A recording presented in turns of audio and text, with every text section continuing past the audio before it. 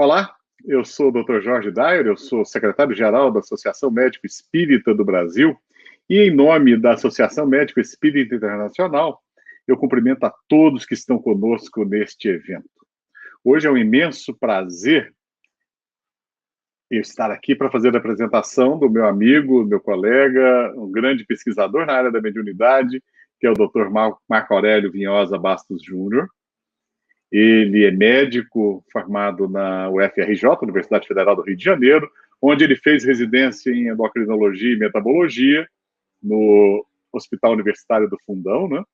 Ele se especializou em homeopatia pela Associação Médica Homeopática do Mato Grosso do Sul, fez mestrado e doutorado em saúde e desenvolvimento pela Universidade Federal do Mato Grosso do Sul e atualmente ele é um docente colaborador da pós-graduação em saúde e desenvolvimento daquela universidade. E hoje ele vai nos falar sobre os estudos científicos sobre mediunidade, morte vista sob nova perspectiva. Com vocês, o nosso colega Marco Aurélio Vinhosa Bastos Júnior. Marco, bem-vindo, é uma alegria ter você nesse congresso, é uma alegria ter todos vocês conosco nesse grande simpósio da AMA Internacional. Muito obrigado, Jorge. Agradeço a organização do evento, parabenizo desde já. É um prazer estar aqui compartilhando com vocês alguns frutos de alguns estudos. Só uma correção, minha residência foi na UERJ, né, no Hospital Pedro Ernesto. A faculdade, a graduação foi na UFRJ, mas a residência foi na UERJ. Ok? O restante está tudo isso aí que você falou mesmo. Então, pessoal, sem delongas, vou passar aqui a compartilhar meus slides para a gente poder conversar sobre esse assunto de hoje, ok? Que o Jorge já comentou aí, os estudos científicos sobre a mediunidade, a morte sobre uma nova perspectiva. Esse tema morte, né? Tão difícil falar disso nesse ano tão difícil que está sendo 2020, né? Acho que esse congresso mesmo está totalmente virtual, talvez um pouco por causa disso, mas tem vantagem e desvantagem disso, mas a gente, né, tantas pessoas, né, perderam a vida, né, morreram, né, desencarnaram, e Victor Hugo, né, esse autor francês aí, ele tem vários pontos importantes sobre a morte que podem nos ajudar a fazer com que a gente veja sob uma nova perspectiva, né? E que os mortos são uns invisíveis, mas não uns ausentes, né? Tantos perderam seus entes queridos, né, nesse ano. Então, as realidades da alma, por não serem visíveis e palpáveis, nem por isso deixem de ser também realidades, né? A carne é cinza, a alma é chama, né? Então, a parte física nossa passa aí com as doenças, com os obstáculos da vida aí, mas algo persiste, né? A nossa mente, nossa consciência, a nossa alma, ela persiste, é uma chama, né, que persiste. A vida não passa de uma oportunidade de encontro, só depois da morte se dá a junção. Então, os corpos têm o abraço, mas as almas têm o enlace, uma outra forma de junção ainda mais profunda, né? Depois, fora do corpo físico, né? Mas que esses laços não se perdem, né? De amor. E a mediunidade, né? É uma das funções dela, né? Muito boa, essa parte de consolo, né? E não só quem recebe diretamente uma carta de um ente querido, mas as próprias obras tão bonitas e profundas que já foram escritas dentro do espiritualismo, do espiritismo, e que mostram, né, esse outro lado da vida, outra dimensão da vida, em que a vida continua, né? E como isso é consolador, né? E ajuda as pessoas a lidarem melhor, né, com essa situação e ter essa crença na vida futura. Então, a gente tem pesquisado há alguns anos a mediunidade, e aí a exposição que eu vou trazer para vocês hoje, a gente vai abordar um pouco a consciência, sob o ponto de vista do monismo e do dualismo, a mediunidade e a psicologia transpessoal, qual a relação, ferramentas antropológicas para estudo das experiências mediúnicas, né? a mediunidade de dissociação, estudos avaliando a veracidade da comunicação mediúnica e estudos orientados para o processo do fenômeno mediúnico. A gente vai abordar e dar esse panorama aí hoje, ok? Então, aí, a mediunidade, que o médium seria um intermediário, né? Capaz de trazer informações desde o outro plano, né, da vida, desse outro plano, né, do mundo espiritual, de pessoas, né? A gente vai ver parte para se assumir a mediunidade como uma possibilidade, precisa se crer na dualidade, que a mente é separada, é uma substância diferente do corpo, né, e que essa mente pode persistir com a morte do corpo físico e de alguma maneira se comunicar. E os médios, né, aquelas pessoas que teriam o dom, essa habilidade da mediunidade, elas seriam capazes de sentir, perceber, né, as influências dessas outras mentes já que não estão no corpo físico e veicular, transmitir a informação para outros seres ou realizar curas de alguma forma sob influência desses seres já fora do corpo físico, né? Então aí tem o Chico Xavier psicografando, os médios passistas impondo as mãos.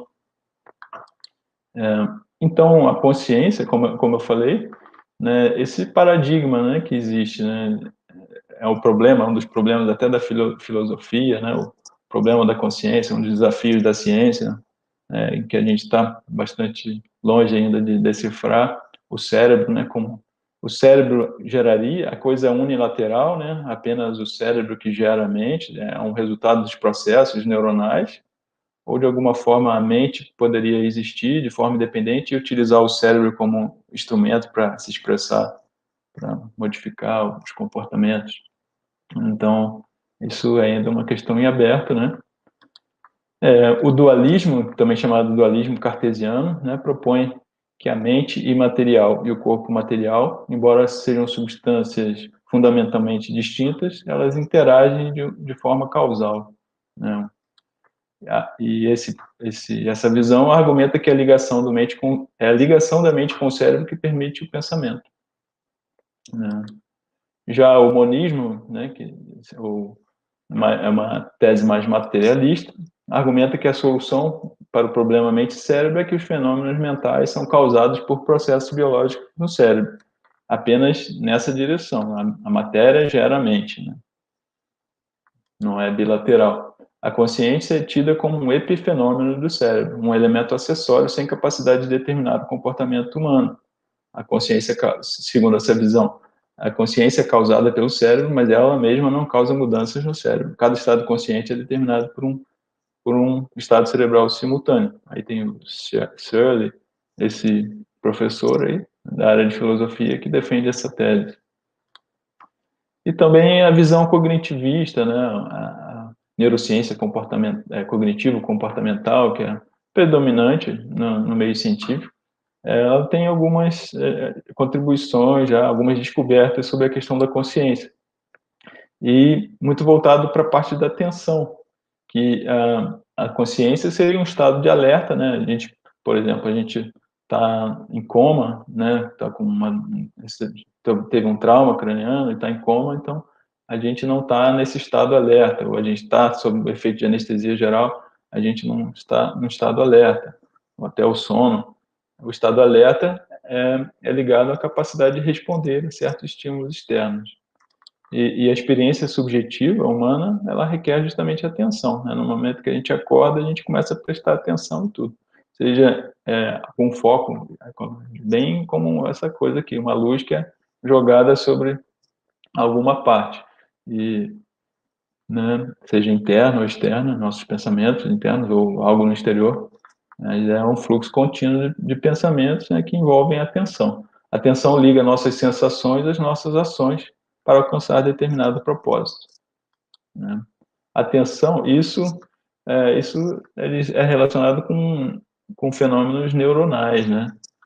É visto, por exemplo, eu não vou entrar muito no mérito, mas um estímulo que toma nossa atenção ativa muito mais áreas cerebrais. Por exemplo, um estímulo visual, que a gente está no nosso campo visual, mas a gente não está prestando atenção nele. Ele tá só estimulando a área da percepção visual, lá no lobo occipital.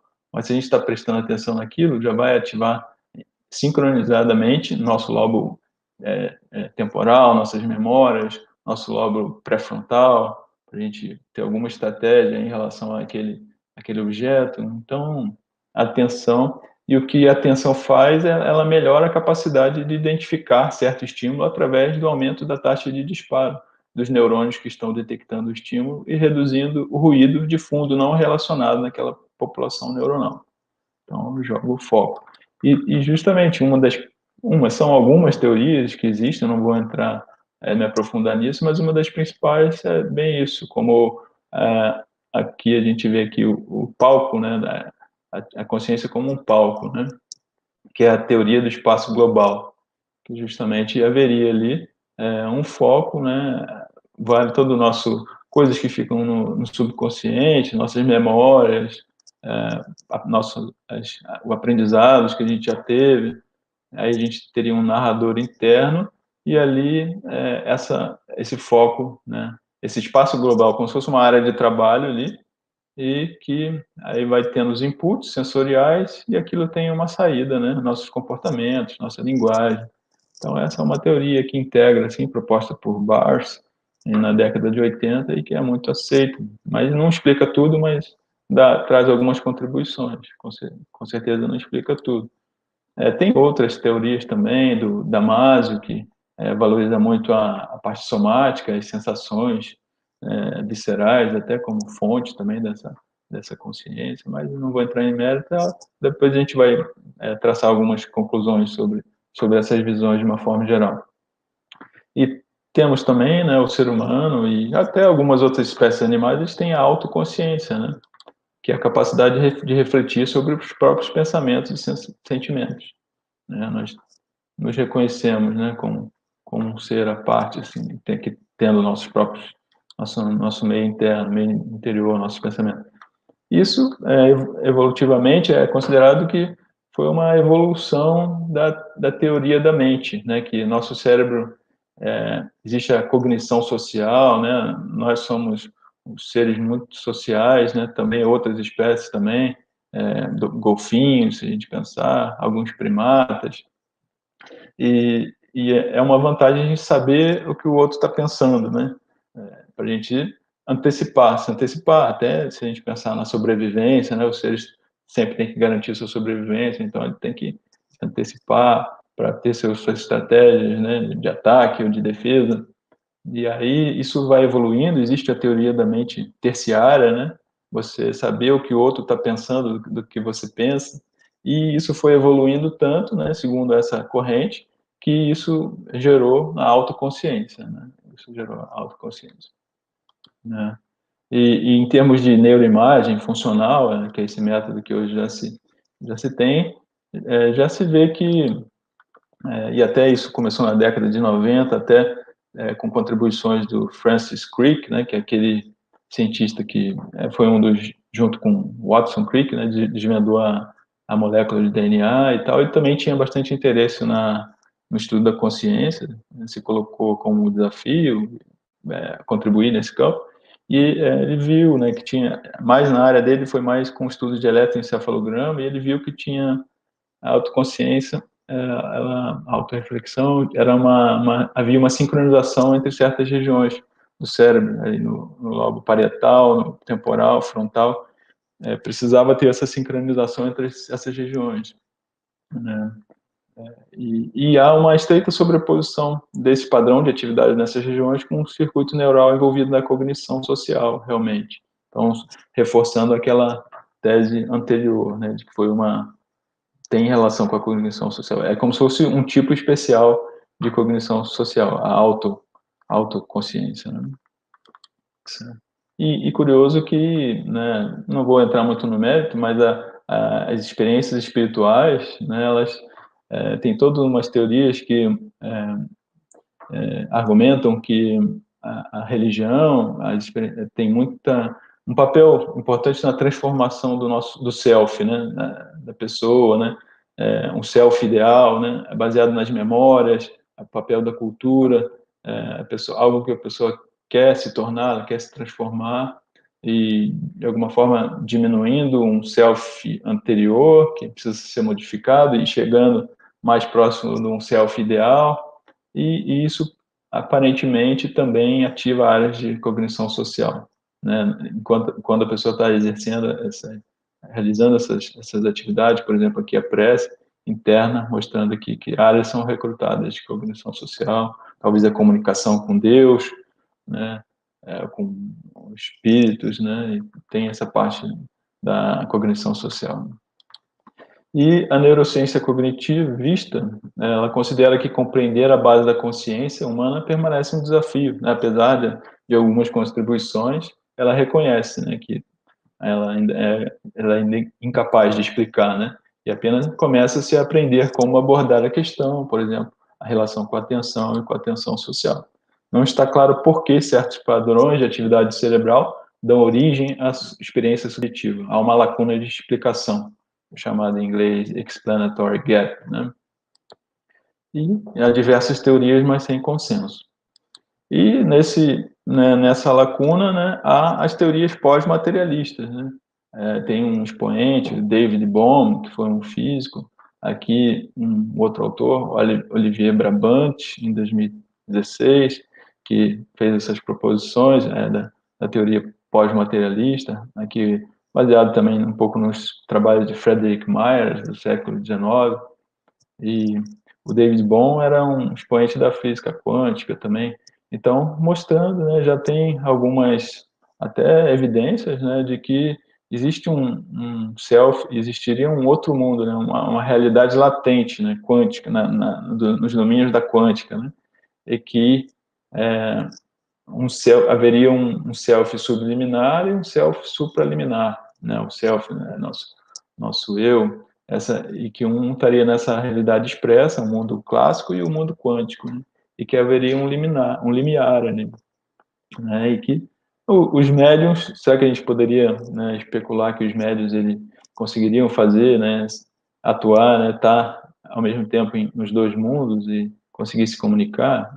Acho que aqui o que os autores propõem é que todos nós estamos, né, nas duas dimensões, mas umas pessoas teriam uma maior porosidade, né, de certa forma, entre esses dois planos aí, né? Então, eles pensar, né, até todos os nossos processos, nosso componente espiritual, nosso componente físico, como há uma troca constante também, né?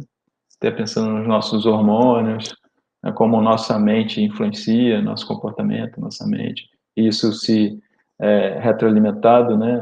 Nosso físico volta a realimentar a nossa mente, né? A gente trabalha aquilo. E o médium, a mente consciência, a alma humana, a alma de um indivíduo, pode sobreviver à morte do corpo físico? Se sim, poderia de alguma forma se comunicar com os vivos, né? Aí, muitos pesquisadores no passado, grandes expoentes aí, como eu falei, o Myers, William James, que tem uma obra, ele se debruçava sobre o estudo das experiências espirituais, religiosas. Charles Richer, um fisiologista francês, ganhador de prêmio Nobel de medicina. William Crookes, um físico. E eles todos se debruçaram sobre o estudo da mediunidade, dos fenômenos mediúnicos, né, sobre essa possibilidade, e viram fenômenos de materialização, até de médios. Tem essa sociedade que foi constituída ali no século XIX e persiste até hoje na Inglaterra, com alguns braços nos Estados Unidos também. E eles deixaram contribuições até para o início, para os pródromos ali da psicologia, da psiquiatria, foi muito importante, mas depois sofreu todo um revés esse estudo, né? E só bem mais tarde que foi, né, reaceso o interesse por estudo desses fenômenos.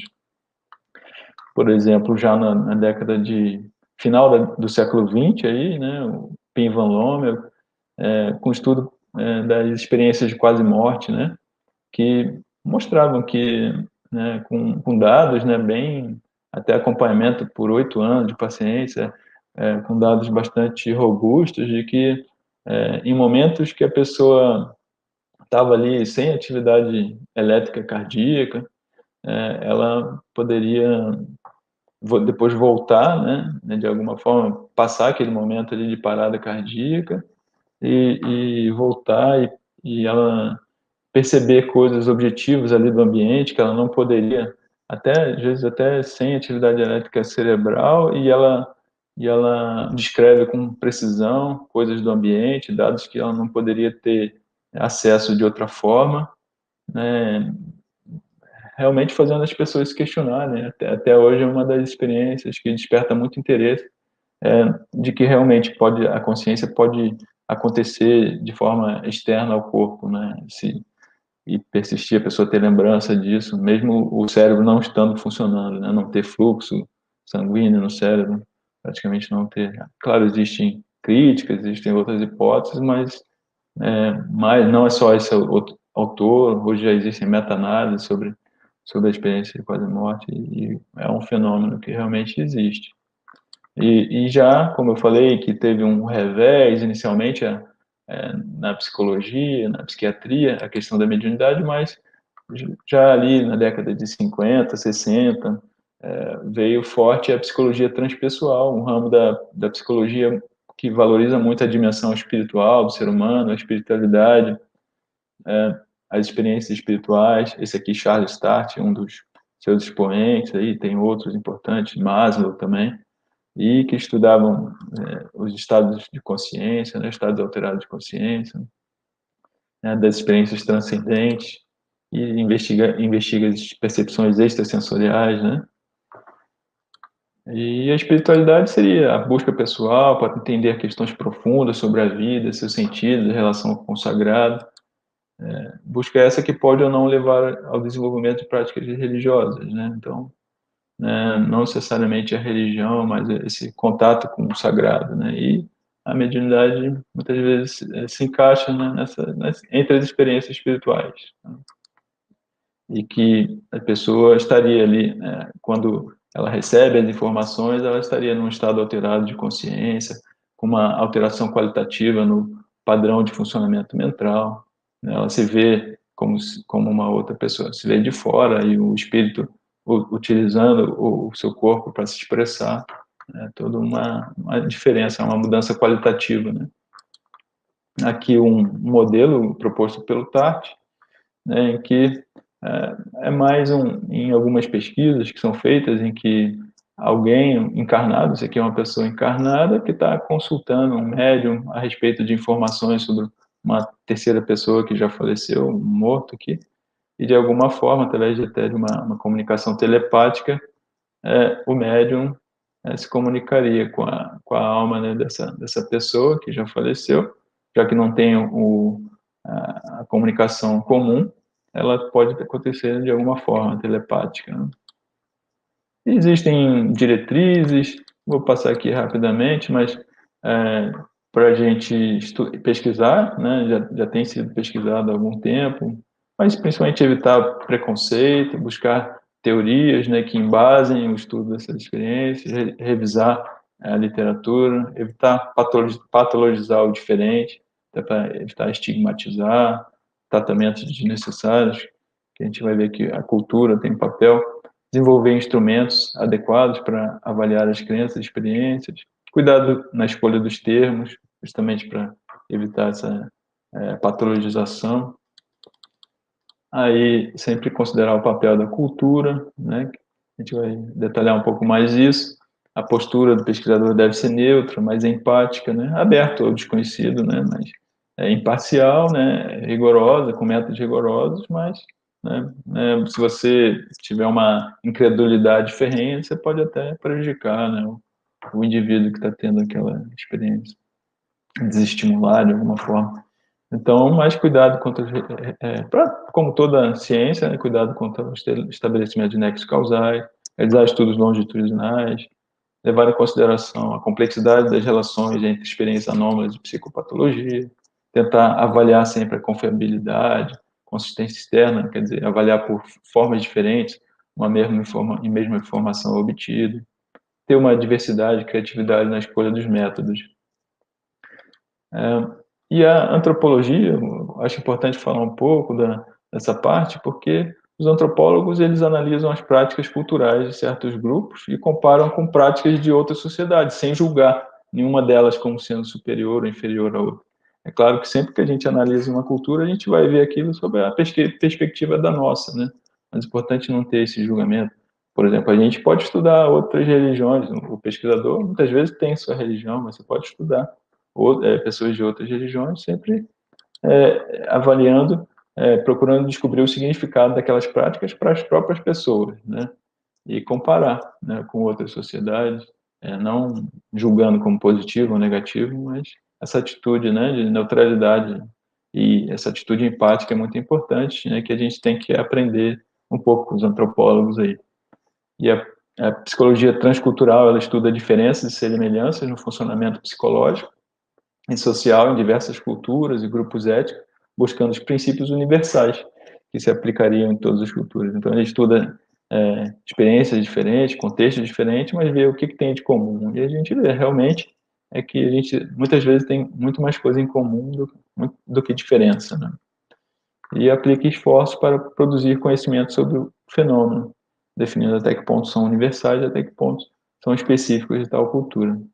E uma das coisas que foi vista é que essas experiências espirituais, elas têm relação com dissociação, né? Que seriam sensações e comportamentos que parecem ocorrer de forma separada do fluxo principal da consciência. A dissociação, ela poderia variar em um contínuo, do normal ao patológico, desde episódios normativos, que se diz, quer dizer, são normais, dependendo do contexto, como a gente está com a absorção, né, a atenção absorvida em alguma coisa, um devaneio, até episódios prolongados e frequentes, né, no outro extremo, que interferem no funcionamento psíquico, alterações de identidade, a gente vê as múltiplas personalidades, seria um outro extremo, né, e que há todo um caminho entre esses dois pontos, né. E também é considerado que a dissociação, muitas vezes, principalmente a patológica, ela pode aparecer como um mecanismo de defesa, né? Uma forma da pessoa se distanciar de uma coisa, né, traumática, né, num evento, um trauma psicológico forte. Só que no momento ali é até útil, né, naquele momento inicial, agudo ali, só que quando aquilo fica persistente, né, e aparece de forma indesejada, né, por qualquer trivialidade do dia a dia, isso passa a ser patológico, né? Mas geralmente tem três componentes a dissociação: a absorção, despersonalização e amnésia. A amnésia é já mais patológica mesmo. Esses dois primeiros muitas vezes são normativos, assim, principalmente a absorção.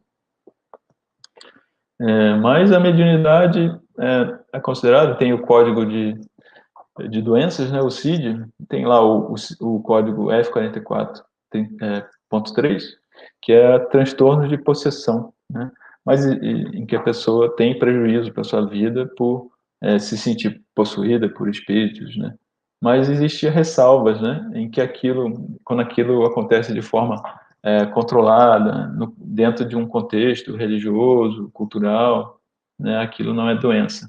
Já alertando os psiquiatras, os psicólogos, né, que tomar cuidado para evitar a estigmatização, tratamentos psiquiátricos desnecessários. Então, né, a ciência já avançou nesse sentido, mostrando a importância da cultura, né? Aí, por exemplo, a gente vê possessão espiritual no contexto do islamismo, né, que já é visto que tem uns mais patológicos ou não, são colocados alguns critérios para diferenciar. Aqui, por exemplo, no contexto das religiões de matriz africana, no Brasil, né, esse outro estudo. A gente estudou o Espiritismo aqui para ilustrar uma reunião, está lá o Divaldo, uma reunião de desobsessão. A gente vai falar um pouquinho do que a gente encontrou. E aqui essa autora, ela é dessa área de neurociência cultural e ela propõe isso, né? Advoga, argumenta quanto à necessidade de um enfoque biocultural para a consciência dissociativa, né? Dessa sensibilidade cultural. A Seligman, ela está nos Estados Unidos. E então eu estava falando, né, da dissociação e também, e eu falei que a absorção era um dos componentes da absorção, e é visto até um traço de personalidade, né, que que esse autor, o Telegem, ele montou esse questionário lá na década de 70, desenvolveu esse questionário, e ele vê um traço de personalidade, de algumas características que a gente vai ver, que a pessoa parece que tem uma sensibilidade maior, né? E uma vividez, né, das experiências, das percepções, né? E ela tem uma abertura à experiência, ela não é tão instrumental, aquelas pessoas que agem né, focadas no objetivo, não, elas parecem que tendem a mergulhar, né, elas estão com a atenção, né, absorvida, elas tendem a mergulhar. E essas pessoas, foi visto que elas têm mais experiências espirituais, né? A gente vai ver diversas experiências espirituais que tem as pessoas que apresentam têm mais esse traço de personalidade. Então, captura uma tendência geral para ter experiências espirituais. Aqui uma revisão recente, Lifshitz, e participantes com pontuação alta na escala de absorção de Telegem, elas relatam experiências vívidas de ouvir a voz de Deus durante a oração, experiências místicas intensas em resposta a psicodélicos ou estimulação cerebral placebo, fortes sentimentos de presença e transcendência, quando confrontados com a beleza natural, realidade virtual ou música. Então, os autores sugerem que a absorção captura, né, uma mentalidade experiencial que intensifica a vivência sensorial interna e externa. Então, quando a gente está pesquisando e a gente quer ver as características psicológicas, né, dos médiuns, isso é um caminho importante a gente pesquisar, investigar. Outras experiências espirituais, além da mediunidade, em que já foi mostrada essa correlação positiva, né? A profundidade de meditação, a profundidade de transe hipnótico, as próprias experiências de quase morte, experiência fora do corpo, aqui uma prática do yoga, efeito placebo. Então, aqui e aí, eu mostrei lá alguns pesquisadores do passado, né? E esses aqui são alguns pesquisadores importantes do presente aí nessa área.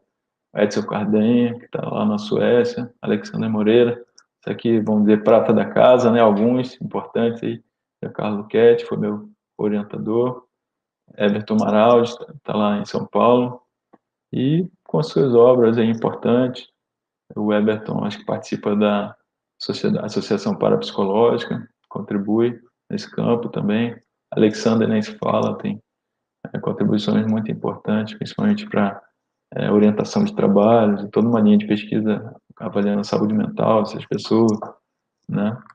Então, o que dizem as evidências disponíveis quanto à possibilidade de entes já falecidos se comunicarem com os vivos? Há meta-análises recentes sobre o assunto, protocolos controlados para testar a veracidade de informações obtidas por via mediúnica.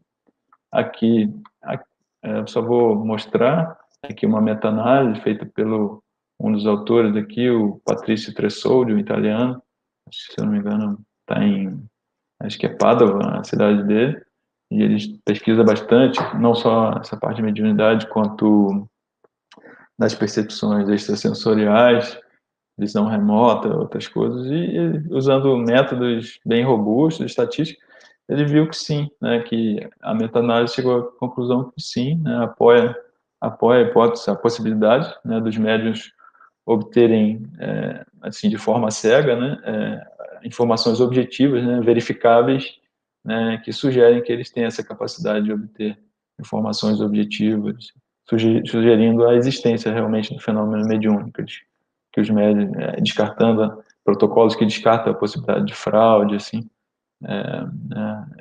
pesca de informações, e eles mostram que sim. É claro que há toda uma variação, alguns protocolos não acham essa diferença, bastante também não acham. Por exemplo, até um estudo publicado esse ano pelo grupo coordenado pelo Alexander, viu que os médicos que eles estudaram verificou-se que não, eles não estatisticamente não demonstrou essa capacidade.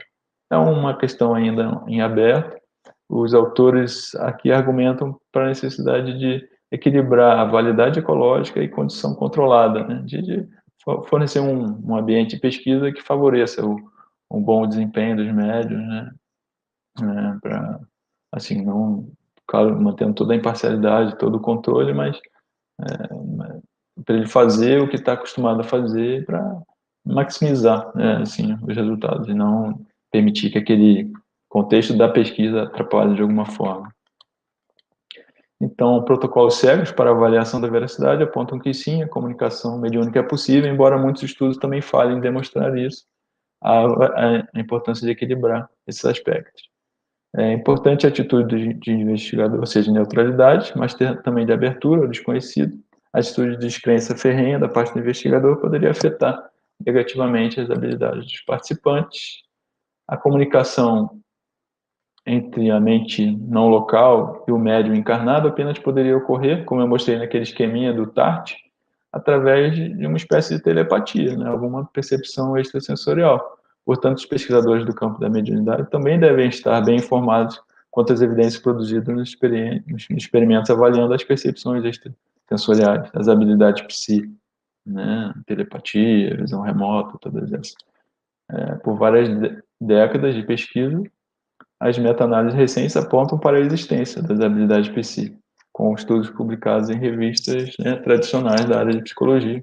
Por exemplo, aí o Cardenho publicou recentemente, em 2018, uma análise, meta-análise, e que mostrou que sim, que a evidência proporciona apoio, né, cumulativo para a realidade do fenômeno psíquico, que não pode ser prontamente explicado ou descartado pela qualidade dos estudos, por fraude, até aponta que muitos estudos com qualidade metodológica bastante boa, viés de publicação, incompetência analítica ou outras frequentes críticas, né? Então, persiste. Essa é uma outra linha de estudos também, aqui a imposição de mãos com componente espiritual, nesse trabalho recente publicado pelo grupo do Giancarlo, mostrando que a imposição de mãos com componente espiritual, né, a gente pensar, foi no contexto do espiritismo, os médiuns passistas, eles levaram a melhora dos sintomas de osteoartrite de joelho, a funcionalidade dos pacientes, a dor foi menor nos pacientes que receberam o passe espírita do que um grupo controle que realizava a imposição de mãos, mas sem um componente espiritual. Era só um treinamento mais secular ali com intenção de curar o paciente também, mas sem esse componente espiritual, e o que tinha componente espiritual foi melhor, né? Então, bem interessante, uma outra linha que aponta para a veracidade, né, desses assuntos, dessa influência. Alguns tipos de estudos abordam a temática da mediunidade não para provar sua existência, mas orientados para o processo, né, em questão. Assumem a existência do fenômeno e buscam entender sua natureza. Nessa linha se encaixam, por exemplo, as investigações dos correlatos fisiológicos e possíveis mecanismos biológicos subjacentes a essas experiências. Então, aqui é importante, né, a gente, é a linha que eu tenho trabalhado, e eu sou um endocrinologista, né, então essa parte dos hormônios, do comportamento, então ao longo desses anos aí que a gente tem trabalhado, pelo menos uns 6 anos, aí, 5, 6 anos, a gente precisa lançar mão de todas essas ferramentas aí, e buscou lançar mão de todas essas ferramentas para ter um panorama e tentar ir aprofundando no conhecimento, né, e compreender a natureza do fenômeno, né. Então, desde as características psicológicas dos sujeitos, dos indivíduos, usando as ferramentas antropológicas. Muito importante realizar essas pesquisas de forma ética, né, respeitando os participantes, o sigilo, né, sua dignidade, sua segurança. Também avaliando o sistema nervoso autônomo, que regula as sensações viscerais, né, então, as respostas viscerais, resposta ao estresse, excitação, o papel dos hormônios, estudos de neuroimagem, eletroencefalograma, né? E porque os hormônios estão ali, né, relacionados com tudo isso, né, ligado ao córtex cerebral, hipotálamo, né, refletindo diretamente na produção dos hormônios, né, relação com o sistema nervoso autônomo, todas essas formas de resposta do corpo, né? Então, se a gente está pensando que é um fenômeno da mente, mas que vai ter expressão no cérebro, então a gente tem que estudar qual é essa expressão também, né, a nível do eletroencefalograma, tem a neuroimagem funcional, né, não estudei essa parte de neuroimagem funcional, tem alguns poucos grupos que já estudaram, o Júlio Pérez e sua equipe, a Alessandra Mainelli, já tem algumas contribuições iniciais sobre isso, acho que tem muito para se entender ainda, mas bem interessante os resultados já obtidos. Mas aí, focando nas glândulas, na pineal, que está aqui na parte posterior do cérebro, na hipófise, vou mostrar algumas coisas rapidamente, né? Vou passar rapidamente alguns dados que a gente obteve. Inicialmente, a curiosidade sobre a melatonina, que é o principal hormônio da pineal, veio o fato da observação de que alguns estudos mostravam que a meditação, que é um tipo de experiência espiritual, havia elevação da melatonina comparado a estudos de controle. Então, na linha que a gente foi pesquisando, né, a gente viu, né, que muitas vezes os médiums têm sensações e experiências que são consideradas por alguns psiquiatras como alucinações, porque eles são experiências sem fonte material, né, eles estão ouvindo o que os outros não estão ouvindo, estão vendo o que os outros não estão vendo, então muitas vezes isso é levado importante diferenciar do transtorno psicótico, a mesma coisa da dissociação não patológica. Então, a gente saber se existem as mesmas implicações fisiológicas, né?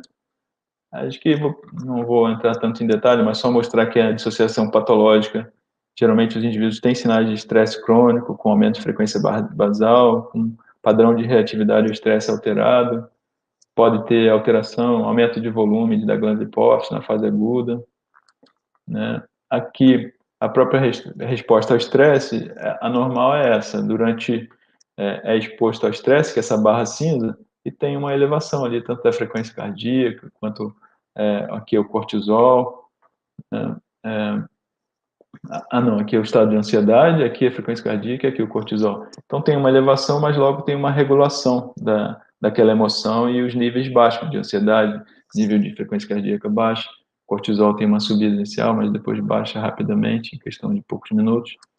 E a gente já vai ver que, por exemplo, na dissociação patológica, não. Aqui a pessoa está sendo exposta a um filme que tem um forte conteúdo emocional e persiste. Aqui tem um parâmetro que reflete a atividade simpática, tipo o nível de suor da pele, e permanece alto durante todo aquele fenômeno estressor. E já o normal, não, a pessoa que não tem a dissociação patológica, ela rapidamente ela se eleva um pouco, esse simpático, mas logo baixa, né? Então tem essa diferenciação, porque ele tem um padrão de estresse crônico, né? Isso se reflete no corpo, no sistema simpático. Aqui nos transtornos psicóticos também, na fase aguda, pode ter alteração do cortisol, aumento da glândula hipófise. Como a esquizofrenia, né, que é o transtorno psicótico, é um transtorno do neurodesenvolvimento, então tem diminuição de várias áreas cerebrais, inclusive da glândula pineal, tem uma redução da pineal e redução da secreção de melatonina, com consequentes transtornos do sono. E aqui, por exemplo, o volume da glândula pineal nas pessoas com esquizofrenia, comparado com o controle, ele é menor. E a gente viu que não. As evidências que a gente obteve, né, na pesquisa sugerem que a mediunidade não é doença. Por quê? Porque a gente avaliou vários parâmetros das glândulas neuroendócrinas, da reatividade ao estresse, produtos químicos da glândula pineal, e a gente viu, comparado com indivíduos controle, né, não médiums, mais saudáveis, eles tinham níveis semelhantes, né, um volume de glândula pineal semelhante, níveis basais dos hormônios hipofisários semelhantes, aqui da hipófise também, níveis basais de melatonina normais, um padrão de regulação de emoção normal, regulação autonômica cardíaca normal. São médios experientes, né, integrados, que a gente estudou o contexto do espiritismo, integrados, né, com mais de 10 anos de prática mediúnica, em sua maioria, e não tem esse padrão de estresse crônico, né, que foi visto nesses transtornos psiquiátricos, né. E a gente vê algumas coisas sobre a melatonina, né, que ela não parece aumentar de forma diferenciada em resposta ao transe mediúnico. Então, se a pineal tem um papel na experiência, como Descartes afirmava que a pineal é a sede da alma, André Luiz afirmava, a gente ainda não conhece bem como isso acontece, né? Não parece ser pela melatonina, mas tem outras substâncias, né, que a pineal pode produzir.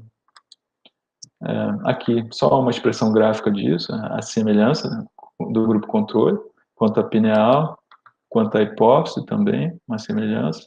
Aqui a hipófise, aqui atrás a pineal, né? Aqui, quanto aos níveis de hormônio, níveis basais de hormônios hipoficisários, TSH, cortisol, prolactina, sem diferença entre os grupos. Aqui também níveis basais no plasma de melatonina, sem diferença entre os grupos. Aqui também a sulfatoximelatonina em repouso, né, numa noite de repouso, também sem diferença entre os grupos, sem diferença significativa. Sulfatoximelatonina é um metabólito urinário que reflete também a produção de melatonina. Aqui, para avaliar o padrão de regulação de emoção, a gente fez um protocolo que os médios faziam outras atividades, controle, tarefas de controle, um teste de estresse psicológico e uma tarefa de leitura, uma estressora e a outra não estressora. Aqui, a realização da tarefa estressora, com a ajuda de algumas outras pesquisadoras, era um comitê para que a pessoa achava que estava sendo avaliada, filmada, e aí desencadeia de forma controlada o estresse, também alguns cálculos matemáticos que as pessoas tinham que fazer. E mostrou, aqui já em outro estudo, mas foi mostrado que tem uma regulação autonômica cardíaca normal, as médias. Aqui as médias, durante a incorporação, elas tinham um aumento, uma excitação, um aumento do simpático e uma diminuição do parasimpático, diferente dos controles. Os controles, eles estavam com o simpático, sempre com parasimpático, né? Mas que é o relaxamento, o simpático é a excitação. E mais importante que no final os dois grupos já estavam semelhantes. A diferença foi só no momento da incorporação. Então, mostrando justamente que eles conseguiam regular bem essa excitação, não prejudicava eles. Foi mostrado também justamente naquele protocolo lá. Isso, aqui comparando o teste estressor em vermelho, subia até mais o estresse, mas diferente daquele slide que eu mostrei da dissociação patológica, das pessoas vendo o vídeo tá com a ansiedade constantemente alta, não, eles tinham um padrão normal, subia um pouco, mas logo poucos minutos depois voltava ao normal. Aqui atividade de leitura, que é um relaxamento, e a mediunidade ficou intermediária ali, o nível de ansiedade, aqui a frequência cardíaca também, mas logo voltando, mostrando boa regulação de emoção. Então, no basal também sem diferença, na frequência cardíaca, relaxavam durante a leitura, as médias, né, até mais do que o grupo controle. E não houve um aumento diferenciado da melatonina em resposta ao trânsito, como eu mostrei, né, aqui tanto no plasma como na urina também. Na urina também não houve diferença na sulfatoximelatonina desse produto relacionado à pineal, a melatonina, né, nessas três experiências, nessas três tarefas, né. E eventuais outras substâncias, né, que a gente sabe ali o hipotálamo, né, tá ligado, é um dos coordenadores principais do sistema simpático, parasimpático, um estimulador, outro inibitório. Pode ser que o epitálamo, que é onde está a pineal, também tem esses dois braços, que a gente conhece, por enquanto, só o braço mais inibitório, que é a melatonina, mas ainda não conhece bem, seriam outras substâncias, né, excitatórias, né, porque aqui a via de produção que acontece lá na pineal da melatonina, partindo do aminoácido triptofano, e só que existem outras enzimas que trabalham, atuam nessas substâncias, né, que podem gerar substâncias com efeito alucinógeno endógeno, como o DMT, bufotenina, só que são valores mínimos, são degradados muito rápido, teriam um efeito local no sistema nervoso central, circulam muito pouco na periferia. Então, até a gente tentou uma dosagem urinária dessas substâncias, mas não vimos. Bastante custo, bastante oneroso esse tipo de pesquisa, então a gente foi só um protocolo controle, um protocolo piloto. A gente não viu uma diferença significativa nos médios a nível periférico, mas a gente acha mais produtivo. Até é importante continuar a pesquisar essa substância, mas com o método, talvez de medicina nuclear, vendo a ligação de receptores a nível cerebral dessas substâncias, a nível periférico, a gente acha pouco produtivo.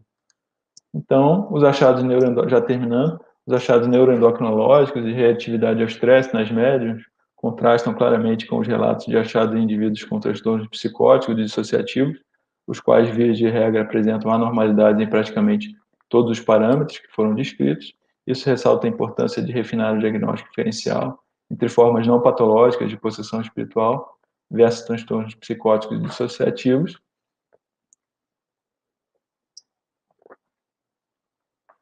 Dado que as evidências demonstram cada vez mais que médiums culturalmente bem integrados frequentemente são mental e fisicamente saudáveis. A correta diferenciação entre esses quadros poderia evitar estigmatização e tratamentos desnecessários. Os resultados encontrados sugerem que as médias têm produção de melatonina normal, mas que um aumento na produção deste hormônio da glândula pineal não parece ser uma característica distintiva da experiência mediúnica. A conjeturada relação da glândula pineal com as experiências espirituais, se existir, deve se fazer em outras bases ainda inexploradas, que não através da produção de melatonina. Então, concluindo, pesquisas em mediunidade em geral, até baseado nesses trabalhos recentes que os autores apontam, é importante adotar medidas que aumentem a credibilidade dos resultados das pesquisas, e diminuam a possibilidade de acusação contra a adoção de práticas de pesquisas questionáveis, por exemplo, registro prévio dos objetivos, hipóteses e metodologia dos protocolos em plataformas abertas. Tem umas plataformas abertas específicas para estudos na área de parapsicologia, como essa que eu apontei aqui. Fazer os cálculos de tamanho amostral é importante. Como outras áreas da ciência, requer um programa prospectivo de estudos a serem desenvolvidos e requer financiamento também. Então, é importante ter fontes de financiamento dessas pesquisas. É desejável a integração das pesquisas em mediunidade dentro do campo mais amplo do estudo sobre consciência. Seria muito bom, cada vez mais integrar os estudos de mediunidade nesse campo, que é bem ativo. Adotar metodologia cuidadosa, informada e diversificada é necessário neste campo de pesquisa que enfrenta muitos obstáculos, não somente pelo caráter subjetivo das experiências estudadas, como pela postura de negação a priori que encontra em boa parte da comunidade científica. Então, aqui tem um manifesto por uma ciência pós-materialista, aqui capitaneado pelo Beauregard, mas tem muitos outros que propuseram esse protocolo, esse manifesto, justamente evitando o dogmatismo da ciência. Estão lá entre os autores também o Charles Start, está lá o Rupert Sheldrake, que eu acho que vai participar desse congresso, né? Alexander Moreira Almeida. Então é muito interessante, está até online, quem quiser pode ir lá e assinar, é interessante. Contra o dogmatismo na ciência, né? Por uma mente mais aberta, por uso de métodos rigorosos, sim, mas para evitar o dogmatismo materialista e permitir, né, esses novos paradigmas aí, surgimento cada vez mais desses novos paradigmas. Para terminar muitos agradecimentos, também ao Décio Yandere Júnior, que está aqui na AME, vice-presidente da AME Internacional, agradeço pelo convite, doutora Sônia Dói, Giancarlo, meu coordenador, meu orientador na UFMS, Paulo Damas, Giancarlo Quetti, todos os participantes dos experimentos, toda essa equipe, né, que ajuda muito. E, ainda sabendo que a morte vem de Deus, quando nós não a provocarmos, não podemos, por enquanto, na terra, recebermos a morte com alegria, porque ninguém recebe um adeus com felicidade, mas podemos receber a separação com fé em Deus, entendendo que um dia nos reencontraremos todos numa vida maior, e essa esperança deve aquecer-nos o coração. Palavras do Chico Xavier aí, esse grande espírito que tanto nos orienta aí. A gente só tem a agradecer a brilhante apresentação. A gente vê que o Marco, ele não fala só por leitura, é um pesquisador ativo na área, as conclusões dele são importantes. E o que é mais também interessante a gente não se prende a conclusões precipitadas, a gente tem conclusões de momento que, se por enquanto não mostram um papel importante da pineal na mediunidade, nós temos alguns indícios que André Luiz realmente nos deu o caminho. A pineal é a glândula sempre ativa. A gente agradece, Marco, pelo brilhante trabalho. A gente, na verdade, não é um artigo só, é um contínuo de pesquisas, e o Marco, nesse ponto, faltou colocar a fotografia dele ali, junto com o Ian, com o Alexander, com o Everton Maraldi, que são pesquisadores de ponta da mediunidade no Brasil. A gente agradece ao Marco, a gente agradece a todos vocês, o nosso simpósio continua, e fiquem conosco. vocês estão sendo agraciados com palestras de alto nível, conferências que nos trazem um conhecimento muito maior a respeito dessa interação da espiritualidade / espiritismo e ciência. Uma alegria grande estar com vocês. Marco, muito obrigado.